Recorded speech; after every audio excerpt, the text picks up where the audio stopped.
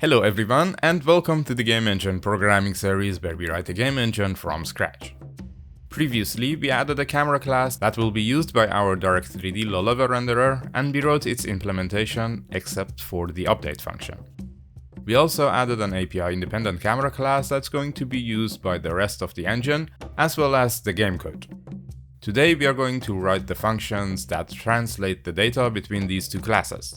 However, most of this video's runtime is taken by me explaining some mathematics behind projecting a 3D scene onto the screen. Mathematics can be a challenge sometimes, so I'll try my best to keep it simple and to the point.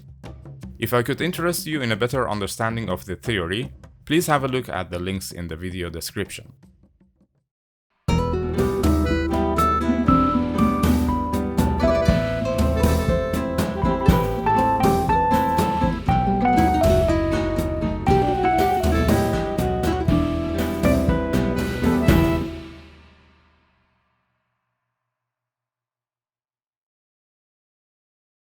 In order to create and remove cameras from the low-level renderer, we need to write an implementation for these interface function pointers, and to get and set camera properties, we also need to implement setParameter and getParameter functions.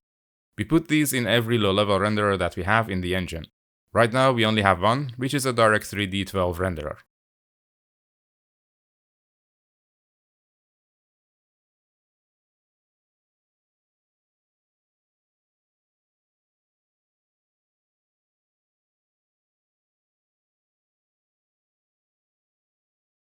I'll also add a function that will give us a reference to the low-level camera instance using a camera ID. Obviously, this is not a part of the render interface, because we never directly expose any API-specific data or classes to the engine. We'll write the implementation of these functions next.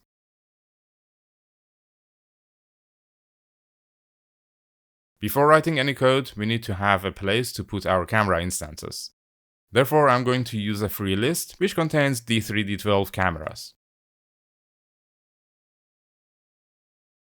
Then we can simply create camera instances and add them to this free list.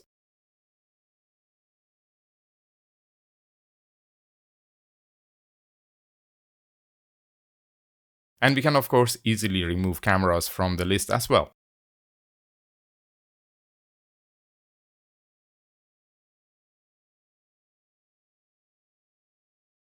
The get function just returns the item with that camera ID.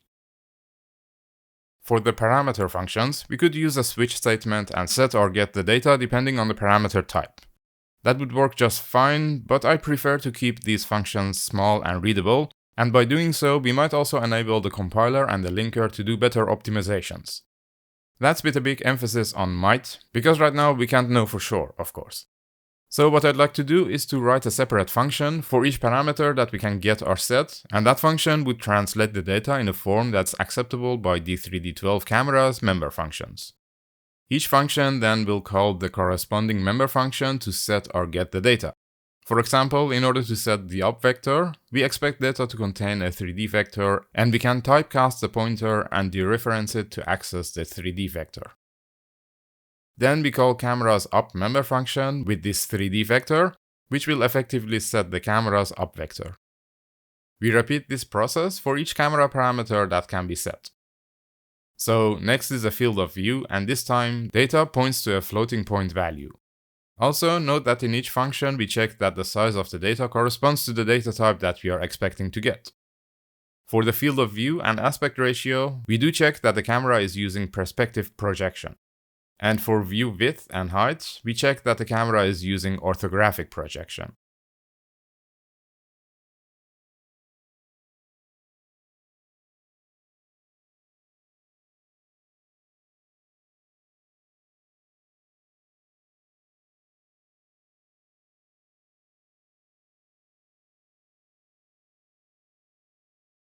The last two functions are for setting near plane and far plane parameters.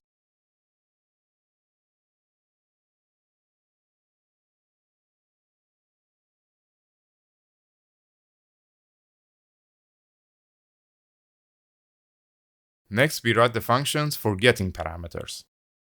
There is a few more this time because we also have functions that return view and projection related matrices. To get the data, we need to store whatever is returned by camera functions to the memory block that's pointed to by data. For the view matrix, for example, we cast the data pointer to a 4x4 matrix pointer and use that to store the camera view matrix.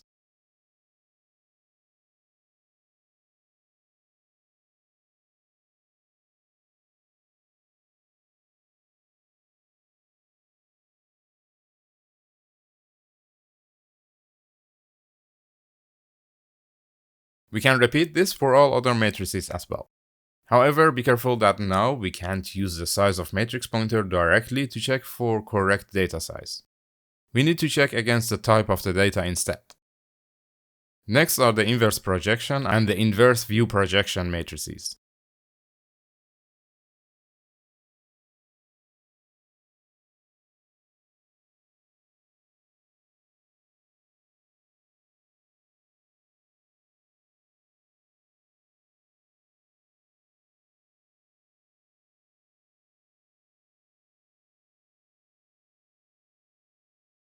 For the rest of the getters, I'll copy and paste the set functions and edit them to return a value instead.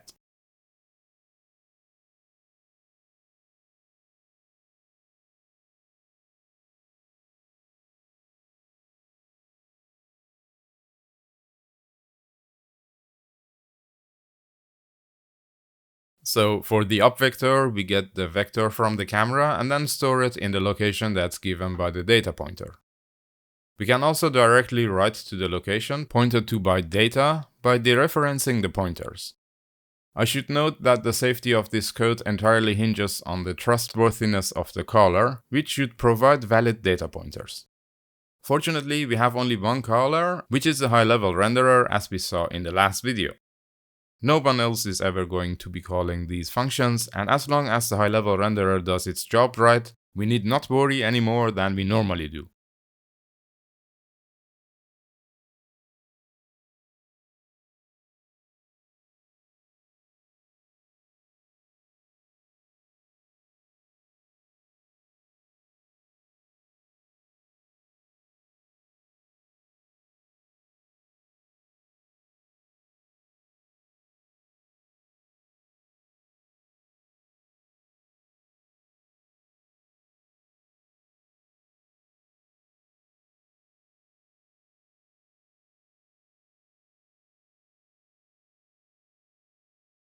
The last functions that we need to write are for getting the projection type and the entity ID of the entity that is associated with this camera.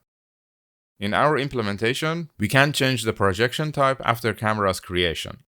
However, if you feel that you need to be able to do so, you can easily add the setter functions and make sure that the field of view and aspect ratio are converted to view width and view height, and vice versa, when changing the projection type.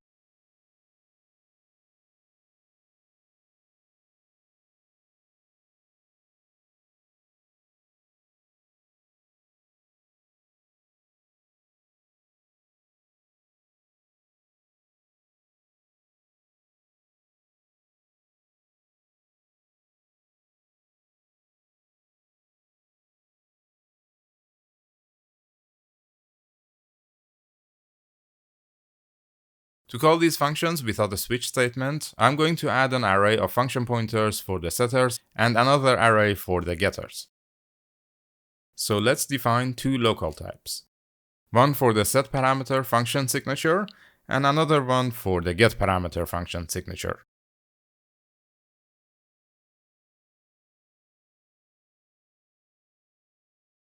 Then I copy and paste the functions and delete their code, which leaves me with only their names.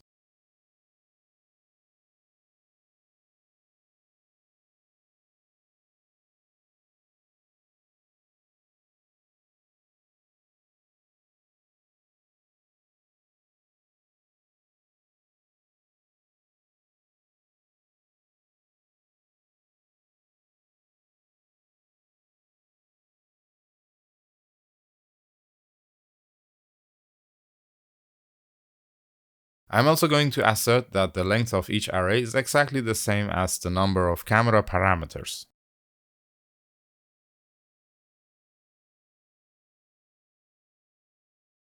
Except now we have a problem, which is that we have a lot less setter functions than getter functions.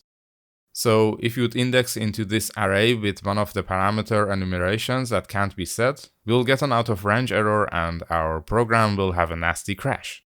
To fix that problem, we can append this array with pointers to a dummy function that does nothing.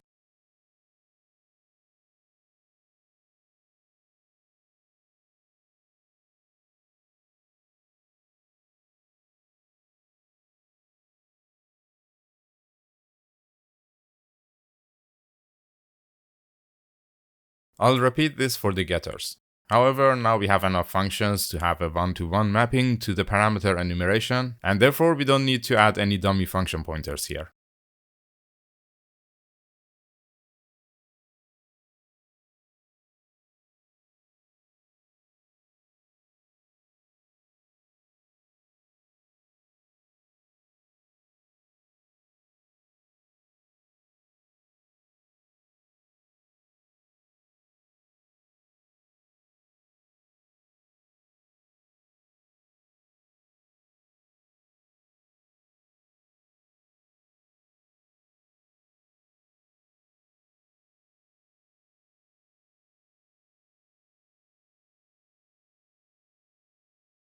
Of course, we also need to be careful to have the same order of functions as in the enumeration, because we are going to use the enumeration items as an index into each array.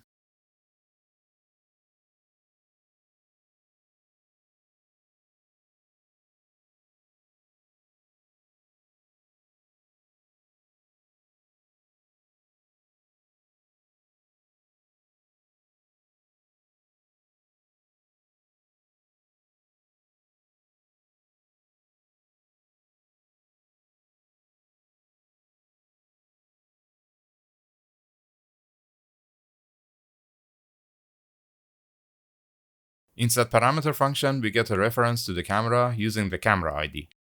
Then we can use the parameter enumeration as an index into the setFunctions array to call the corresponding setter function. And we do the same for getParameter function, except now, of course, we use the getFunctions array instead.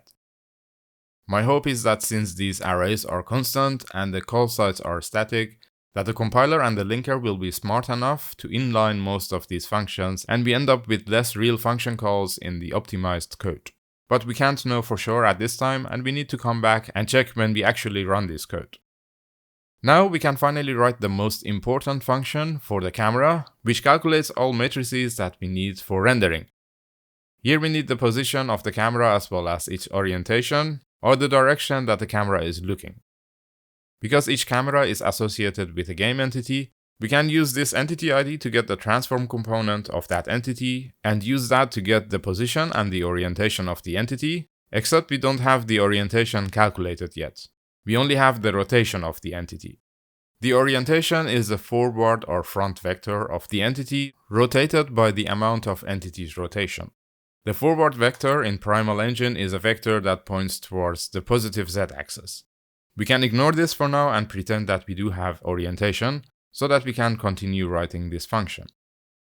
In the next video, I'm going to explain the mathematics of rotations and quaternions, and then we are going to add orientation vector to the transform component.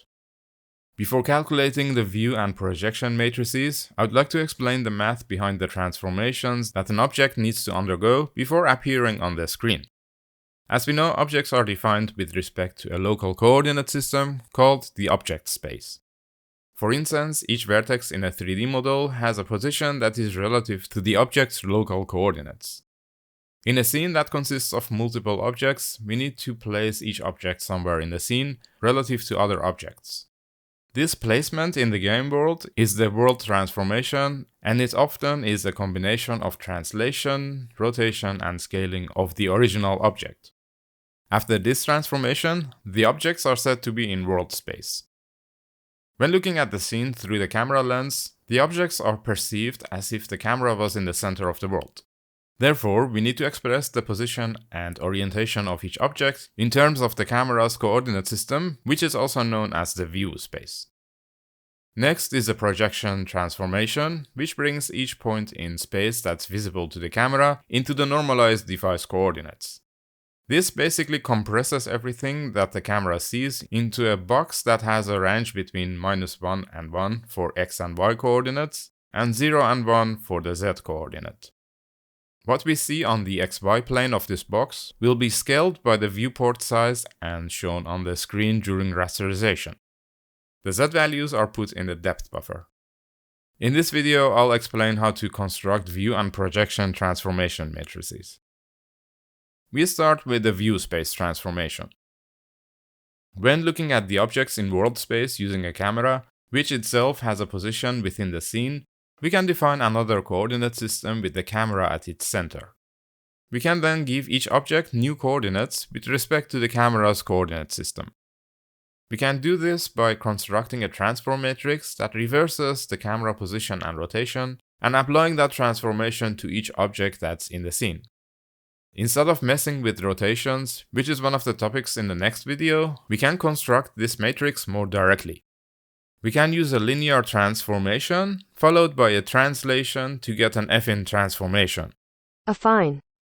Affine transformation. But first, let's do some math.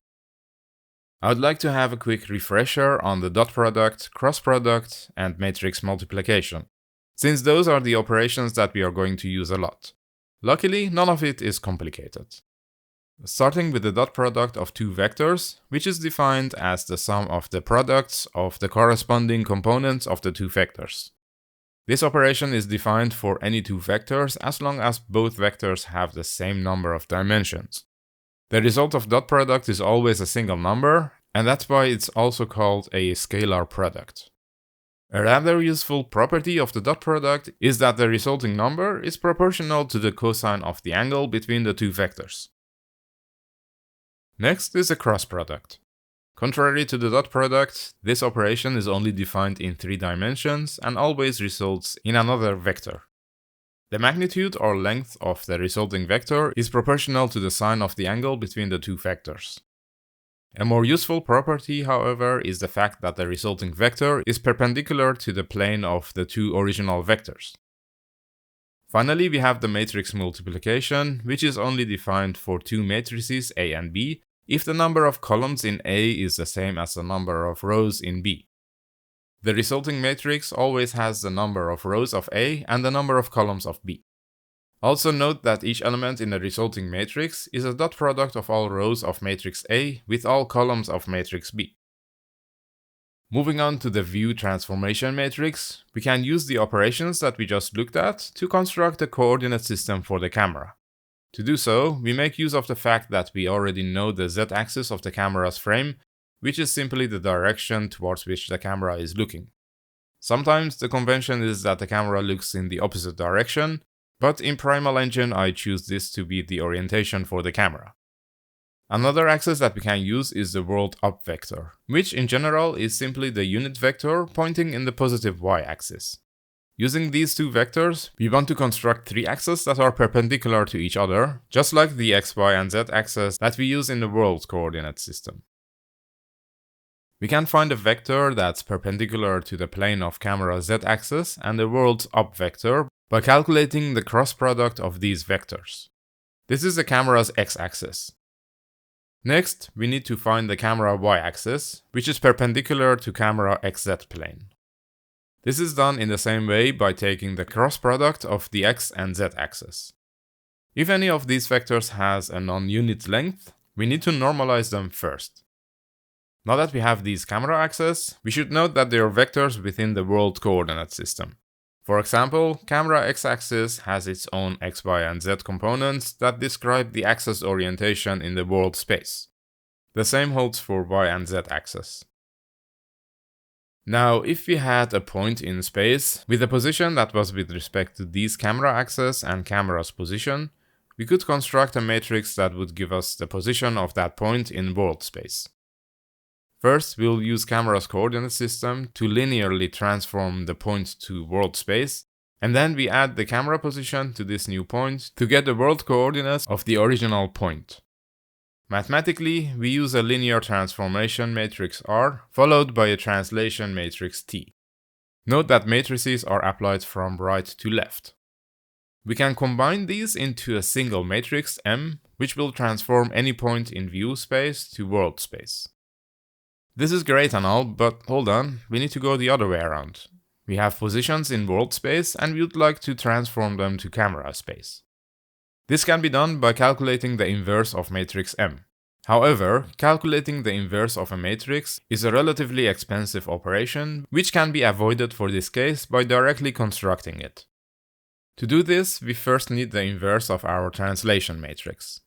This is easily done by negating each offset. For the linear transformation matrix, we know that it was constructed using the orthogonal unit vectors which form the camera axis. Therefore, this matrix is an orthonormal matrix. Orthonormal and orthogonal matrices can be inverted simply by transposing them. Now that we have both inverse matrices, we can multiply them to get the world to view transformation matrix. Next comes the projection transformation. Strictly speaking, this transformation will take each point from the view space and transform it to the homogeneous clip space. The hardware will further transform these points to the normalized device coordinates. I will explain what I just said later in this video. Let's have a look at NDC space. This is the final place where each point in the camera view will end up. It's a box that has a width and height of 2 and depth of 1. The depth value in z direction goes from 0 to 1. In our right-handed coordinate system, we need to account for the direction of the z-axis. Now consider the orthographic view space. It's also a box. However, in general it has much larger dimensions. The orthographic projection boils down to fitting the view box into the NDC box. And because of their similar shape, it's easy to see that it can be done using a translation and a scale matrix. Step 1 is to move this box and center its near plane so that it coincides with the front of our NDC box. Step 2 is to divide each side of it by its width, height and depth so it has the same size as the NDC box. Note that I reversed the near and far plane to get a negative depth because of the reverse direction of the z-axis.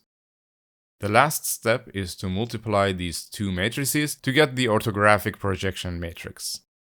This matrix can be simplified for symmetrical view spaces where translation in x and y direction is not needed.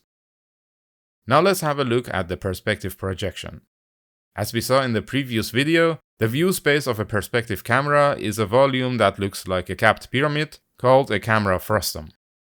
Similar to orthographic projection, we need to construct a matrix that will fit the frustum in the NDC space. Before doing so, let's examine a few properties that we need for perspective projection. Here the positive y-axis is pointing up and the camera is looking down towards the negative z-axis. Every point in frustum's volume will be projected onto the projection plane. The projection plane will be mapped to the screen and therefore, in general, it has the same aspect ratio as the viewing window or screen.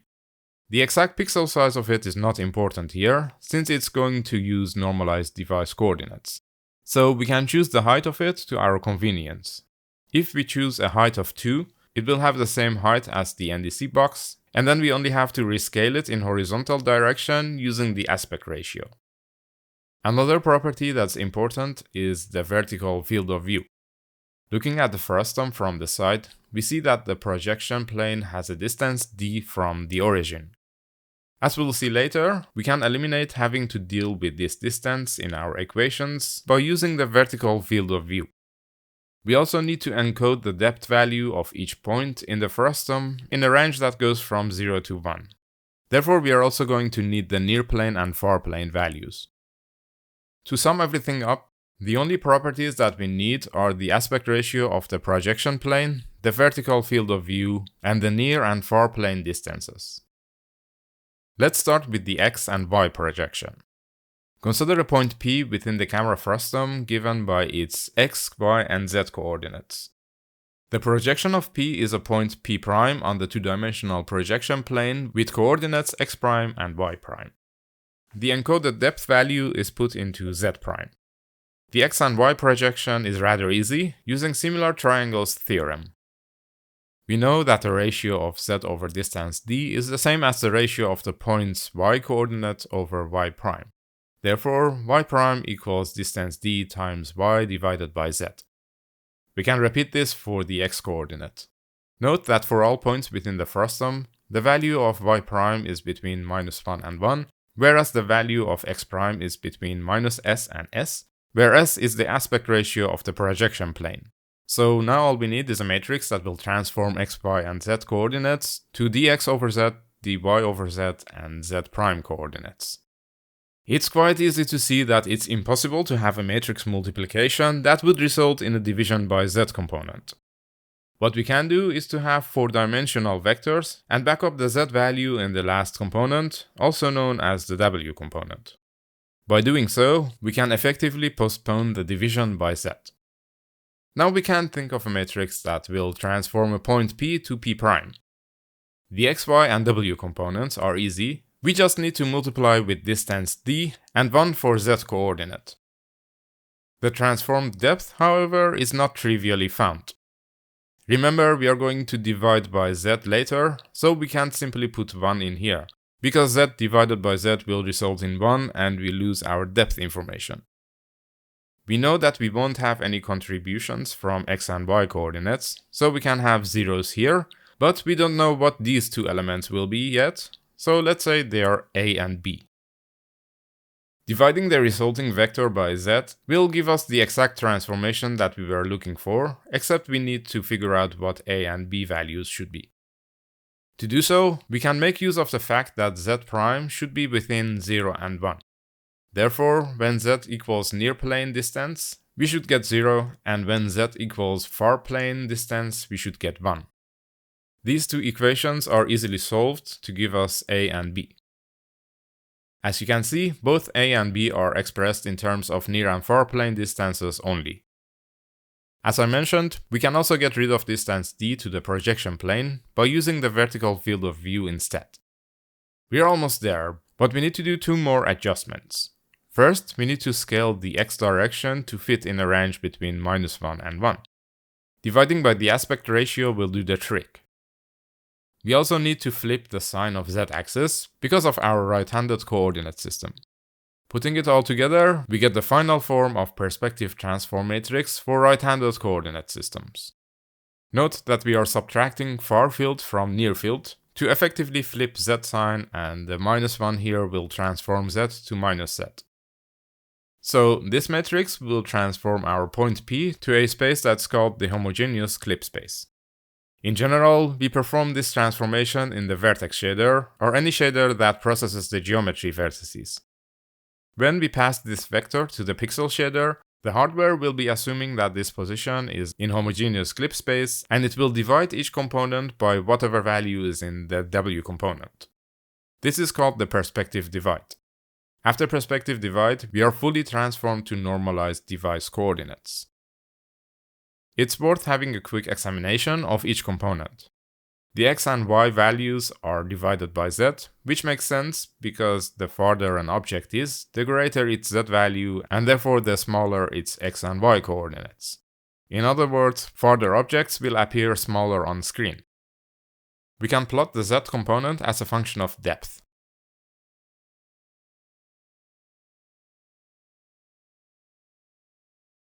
Because only objects that are between the near plane and the far plane are visible to the camera, we are only interested in the behavior of z within this range. As you can see, the depth value is a nonlinear function of z. It's 0 at near plane and 1 at far plane. However, most of the values in this range are used up for the objects nearby the camera. This means that we have less precision available for distinguishing objects that are farther away. We can also visually illustrate this by performing a perspective transformation on this 2D frustum shape. Although not accurate, it's easy to see that half of this range is spent on the first third or so of the scene. This is made worse by the fact that floating point values have the most precision for values around 0, which can result in z-fighting for far objects that are close to each other. We can reduce this effect by choosing near and far plane distances that are closer to each other. However, that means that we can't get too close to objects in the scene and also can't look very far away. So this range is going to need fine-tuning depending on the kind of scene that we are rendering. Another way of dealing with Z-fighting is by using reversed depth buffers. We'll use reversed depth in Primal Engine in one of the upcoming videos. Now that we know how view and projection matrices are constructed, we can go back to the code and finish our camera update function. There are two functions that we can use to get the view matrix: camera lookat and camera look2. As the name suggests, camera lookat will calculate the view direction from a target position and the camera position. Whereas for the camera look2, the caller provides the direction vector. Since we are using the entity orientation, we can simply call camera look2. We calculate the view matrix once every frame because it depends on camera's position and direction, which do change often in most games. The projection matrix, however, depends only on the field of view and aspect ratio for perspective cameras, and view width and view height for orthographic cameras, which do not change as frequently. So we recalculate the projection matrix only if either of those properties was changed. For the projection matrix, we look at the camera type and call the corresponding function that would construct the matrix. Recall that the field of view is given as a fraction of 180 degrees and we need to convert it to radians. Sometimes we also need the inverse of projection matrix, so we can calculate it here as well. It would take another video to explain how to calculate the inverse of a matrix, so here I'm only going to explain what it is and I'll provide links in the video description for further reading. Let's consider a number a, the inverse of which is another number b, such that a times b, or b times a, equals 1. b is denoted as a to the power of -1, and therefore a times inverse of a, or inverse of a times a, equals 1. Number 1 is the identity symbol, because multiplying any number by 1 will result in the identical number.